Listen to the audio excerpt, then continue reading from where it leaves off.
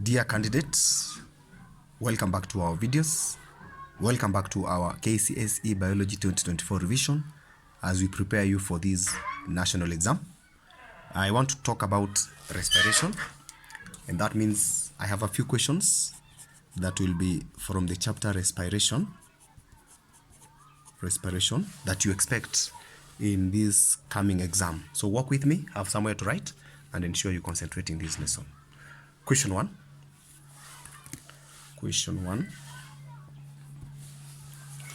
The oxidation state,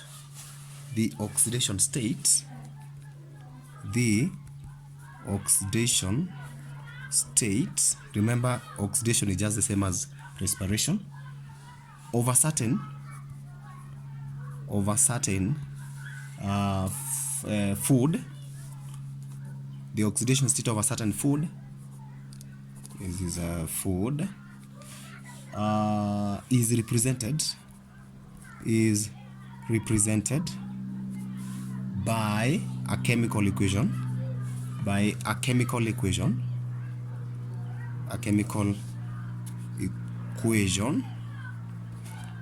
of course below. So there is 2C51 H98 O6 plus 145 O2. Then there's an arrow to give us the products. 102 CO2 plus two more products, 98 water molecules, and plus energy.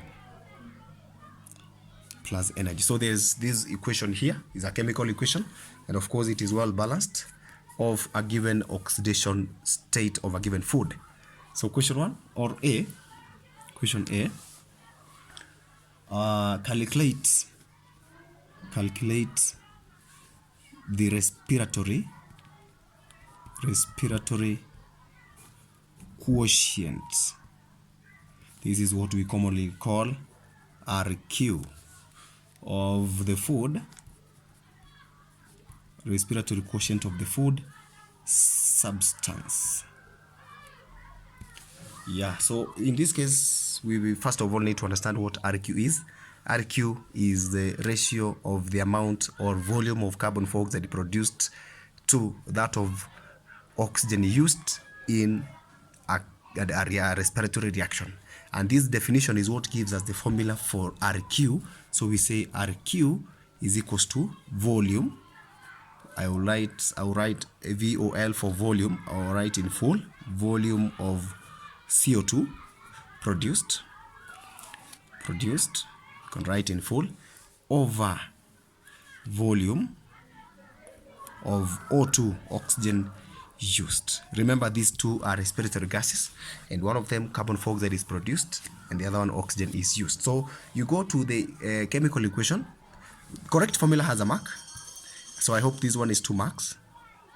This question is 2 marks. Correct formula has a mark, and instead of volume you can still say amount, but it's good we talk about volume. You go back to the equation and look at oxygen, also look at carbon dioxide. You take the numbers that precedes these two gases. So volume of carbon dioxide produced is 102. So you write 102 over the volume of oxygen used is 145. You say 145, and then you do this one using your calculator. 102 divide by 145.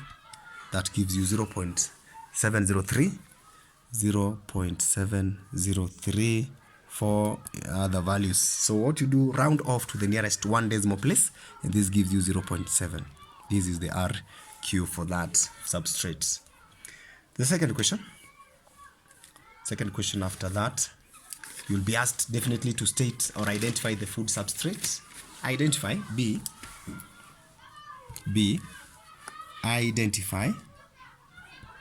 identify the food substance. Identify the food substance or substrate. Actually, you can say substrate. Identify the food substrate. We have 3 types three values that you expect. If you got 1, the food substrate could be, so let me write something very small that will guide you through. RQ and then the food F substrate. This is a small formula for you. So if you get 1, food substrate is carbohydrates. So you get 1, after rounding off, you'll say that it is carbohydrates. If you get 0.9, these ones are called proteins. And if you get 0.7, these ones are called lipids, not fats, lipids.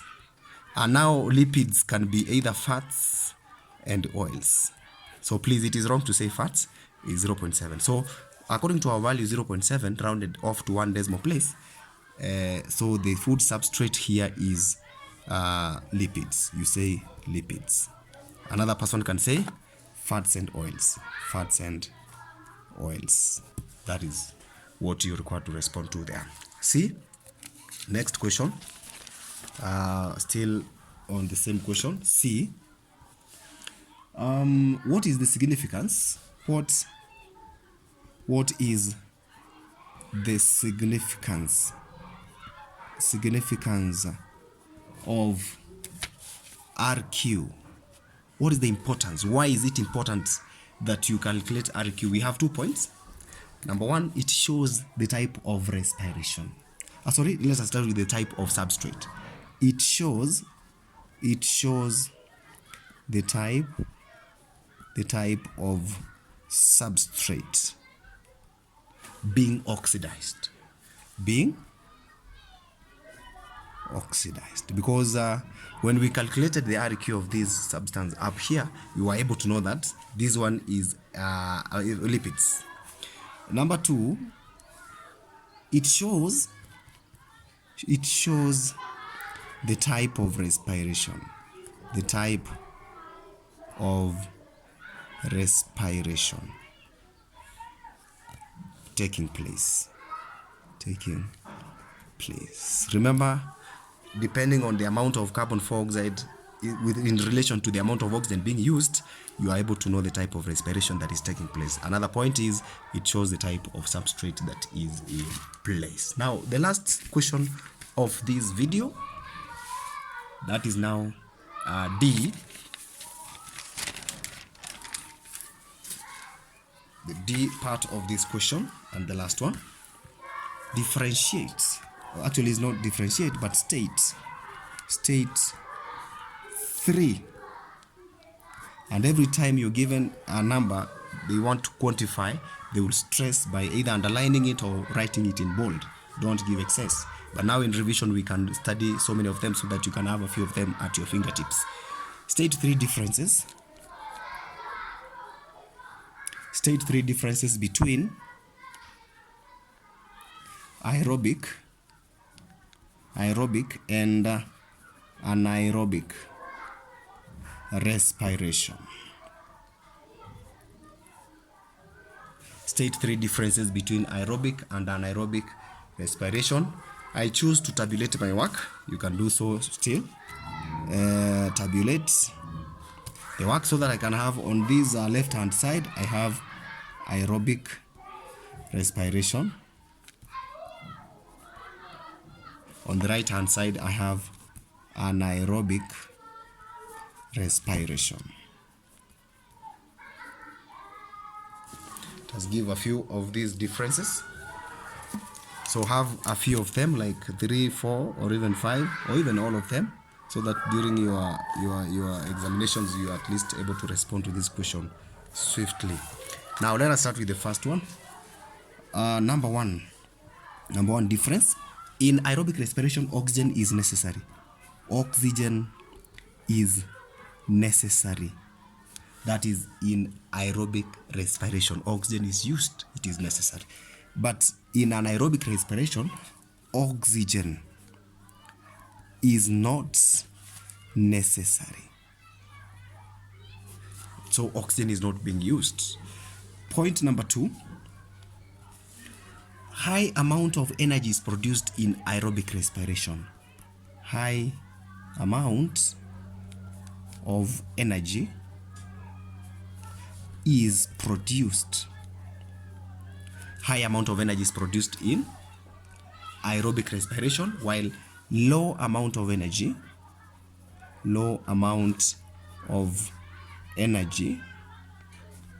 is produced, and that is in anaerobic respiration. This is because of point number 3. This is because of point number 3, and point number 3 is there is complete breakdown of the substrate. Complete breakdown of the substrate. That is why there is high amount of energy being produced here, while here there is partial, that is in anaerobic respiration, there is partial breakdown of the substrate. That is where we have low amount of energy, but treat those points as different points. Number 4, we are almost finishing this video. Aerobic respiration occurs in 2 places. Occurs in the cytoplasm of cells and mitochondria. Occurs, mitochondria is the plural, one is mitochondria. So it occurs in the cytoplasm and also in the mitochondria. But anaerobic respiration takes place only in the cytoplasm, only. Occurs in the cytoplasm only. Occurs in the cytoplasm only. Another point, second last, the end products of aerobic respiration. Number 5, end products of aerobic respiration are 3: water, carbon 4 oxide, and finally we have energy. These 3: water, CO2, and energy in form of ATP molecules. But the end products of anaerobic respiration only depends on, again, the type of organism. Let me add my table. End products. So these ones, the end products are 3, that is in aerobic. But this one, end products depends. End products are in plants we have different. In animals we also have different. In plants we produce the following: ethanol. We produce ethanol, which is also called alcohol. We also produce energy and ethanol. In animals we produce lactic acid and energy. So mark that difference. In plants we produce ethanol or alcohol plus energy, and in animals we produce lactic acid. So thank you very much for watching my video. You can still follow us, Smart Learners Studio Kiongozi. Keep watching our videos, and please, all the best in your exams. But before I wind up, there is one that is lacking in my notes, but I think I can remember it very well. That is, let me add it in red so that at least I can stress that it was almost being forgotten, but it is at my fingertips. This occurs in 2 stages. Aerobic respiration occurs in 2 stages. Because you remember when we were talking about respiration, talking about the Krebs cycle, we talked about the glycolysis, and of course the Krebs cycle. This one we can't forget about it. We can't end up this lesson without talking about it. However, make sure you remember it. But in anaerobic respiration, it just occurs in one stage, and that stage is glycolysis. So thank you very much. See you in the next video.